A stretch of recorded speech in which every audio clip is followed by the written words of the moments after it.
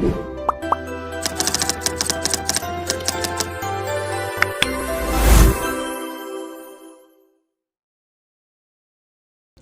guys, kembali lagi di Asfi Movie.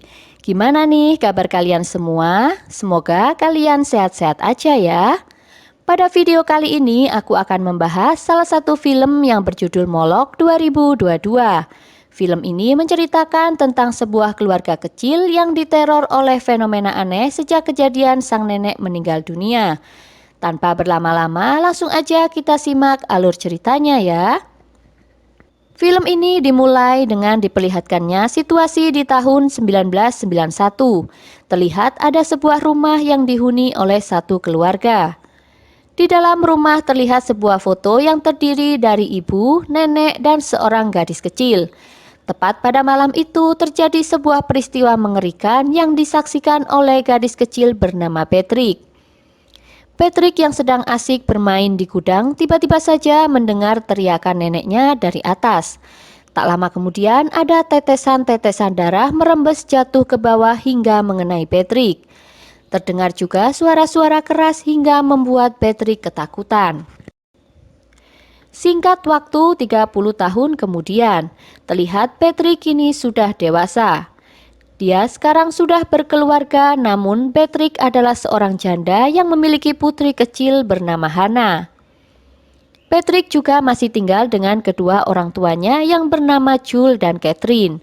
Sampai saat ini kehidupan Patrick dan keluarganya baik-baik saja.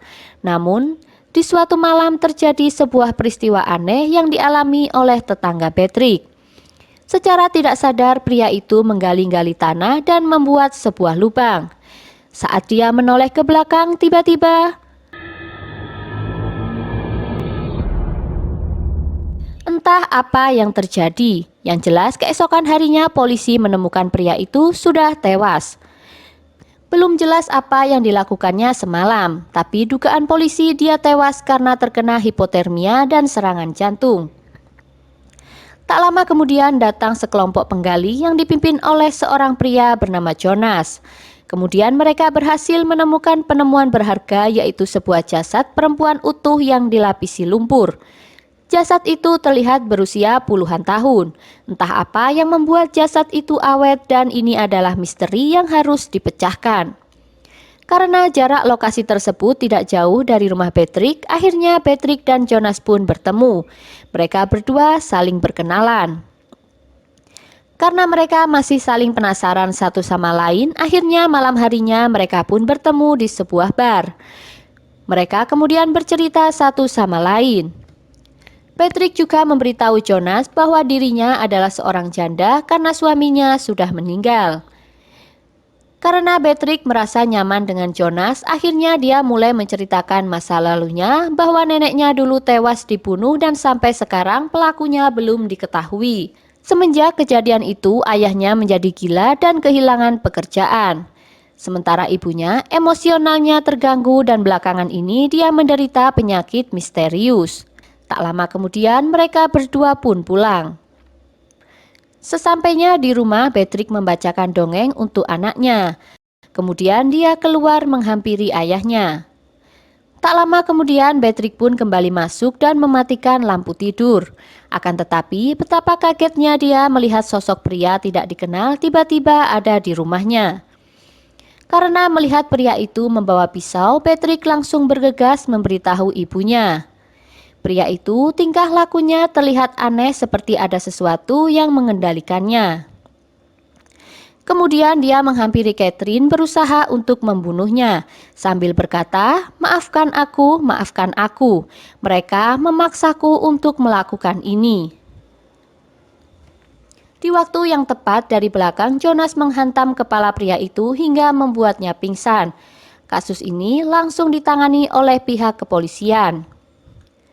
Setelah kejadian itu, Jonas datang ke rumah Patrick untuk meminta maaf karena ternyata pria misterius itu bernama Radu.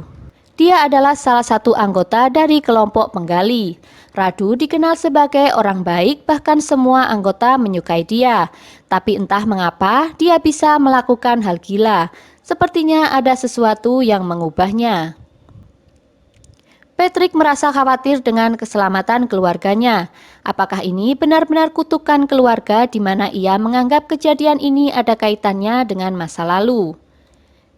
Di tengah obrolan Patrick dengan sang ayah, tiba-tiba saja Catherine jatuh pingsan. Lalu Patrick pun langsung membawa ibunya ke rumah sakit. Beruntungnya ibunya baik-baik saja. Ketika di rumah sakit, Patrick tidak sengaja melihat anak kecil yang bertingkah aneh. Kemanapun dia pergi, anak kecil itu selalu mengikutinya. Sampai pada akhirnya mereka berdua berada di sebuah lift. Anak kecil itu berbicara Nu Amurid, namun Patrick tidak mengetahui apa maksudnya. Kemudian saat mereka berjabat tangan, sekilas Patrick melihat ada sosok aneh di belakangnya. Karena penasaran, Patrick pun mencari tahu arti kata yang diucapkan anak tersebut. Dan ternyata artinya adalah wanita itu tidak pernah mati. Kemudian Patrick menemui Jonas. Mereka pun sepakat untuk mencari informasi. Mereka yakin bahwa pria misterius yang tewas di lubang begitupun Radu memiliki ciri yang sama. Mereka sama-sama bertingkah aneh. Akhirnya Jonas memberitahu Patrick kalau dia menemukan jasad wanita tua yang terlihat sudah lama sekali. Dan saat ini Jonas masih melakukan penelitian karena kemungkinan jasad itu ada hubungannya dengan kejadian aneh yang terjadi. Singkat cerita, penelitian Jonas dan rekan-rekannya hampir selesai. Namun ada hal yang mengejutkan di mana mereka menemukan 3 jenis jasad lagi. Sangat mengejutkan karena semua jasad itu adalah wanita dan masing-masing memiliki luka irisan di leher secara vertikal. Asisten Jonas yang bernama Sonia pun mendapatkan buku yang menceritakan tentang legenda Peik yang berawal dari cerita seorang bangsawan yang jahat bernama Walter dan istrinya Helen. Mereka hidup bergelimang harta dengan belasan pelayan di mana salah satunya merupakan gadis muda yang bernama Peik. Walter mulai menyukai Peik hingga akhirnya Peik pun hamil. Ketika Helen mengetahui hal tersebut, amarahnya tak terbendung. Ia menuduh Peik sebagai seorang penyihir yang memantrai suaminya. Sambil menunggu hukumannya di penjara bawah tanah, Peik berdoa kepada dewa untuk meminta pertolongan. Kemudian dewa Molok pun datang untuk membantunya. Namun sebagai gantinya dia meminta tumbal semua keturunan Peik, meski yang belum lahir sekalipun. Kemudian perjanjian pun terjadi dan tanda Molok pun terbakar di kening Peik. Keesokan harinya Peik berdiri di tiang pancang. Ia menolak mengaku bersalah, melepaskan ikatan tangannya dan mengiris lehernya sendiri. Di saat yang bersamaan dengan napas terakhir Peik, jiwa Helen yang terkutuk meninggalkan raganya. Napas dan kehidupan Helen menjadi milik Peik. Sebagai istri bangsawan, dia memanfaatkan pengaruhnya untuk mengambil alih pimpinan Walter, dan kebahagiaan serta kemakmuran pun kembali dan ia dianggap sebagai pahlawan. Penduduk setempat lalu percaya bahwa roh Helen bergentayangan di sekitar rawa, dipenuhi dengan amarah dan dendam, membisikkan kebohongan jahatnya ke telinga orang yang lewat. Di tempat lain terlihat Patrick yang merasa cemas dan penasaran. Dia kemudian mengingat masa lalunya saat neneknya tewas dibunuh. Luka irisan di leher neneknya vertikal. Kini sedikit demi sedikit misteri ini memunculkan bukti-bukti yang jelas. Singkat cerita, Patrick pun pergi ke tempat penelitian Jonas. Kemudian Sonia menjelaskan bahwa semua jasad dari era yang berbeda, namun semua jasad masih ada hubungan saudara. Semua ini mirip sekali seperti pengorbanan legenda Peik, mengingat neneknya bernasib seperti para korban.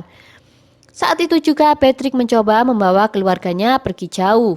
Sementara itu, di kota semua warga sedang merayakan pesta. Di sisi lain, terlihat salah satu pria dari anggota kelompok Jonas kembali bertingkah aneh. Secara tidak sadar, ia berjalan perlahan menuju ke rumah Patrick.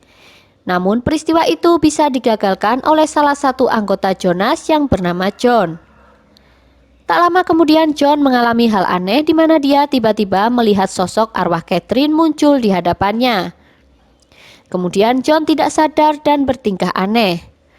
Untungnya tingkah aneh John diketahui oleh Patrick dan ibunya. Kemudian mereka bergegas membawa Hannah ke basement. Tak lama kemudian John mencoba untuk membunuh Catherine, namun Patrick berhasil memukul John hingga tak sadarkan diri. Di waktu yang sama Patrick menyadari kalau ibunya ternyata sudah menghilang. Ketika John tersadar, dia bingung dengan apa yang terjadi. Kemudian dia naik ke lantai atas dan melihat Patrick dalam keadaan pingsan. Di situ Catherine muncul dengan mata berwarna putih dan dengan teganya dia menggantung John hingga membuatnya tewas. Di tempat lain Sonia menyusul Jonas di pesta. Dia memberitahu Jonas kalau tadi Patrick datang ke tempat penelitian. Dia menceritakan semua yang dilakukan Patrick.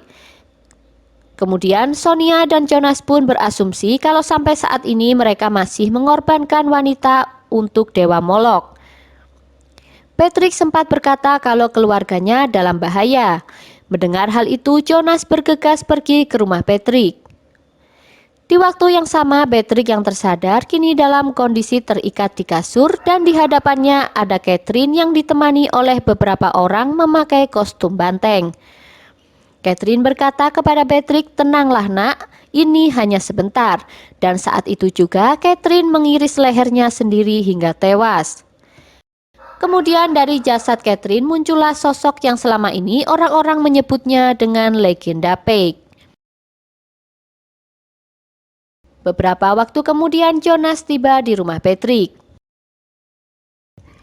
Jonas berpamitan dengan Patrick karena dia harus pergi ke luar negeri untuk pekerjaan. Jonas pun mengajak Patrick dan Hannah ikut dengannya dengan harapan bisa memulihkan kondisinya pasca peristiwa itu. Namun Patrick menolak dan memilih untuk tetap tinggal di rumahnya.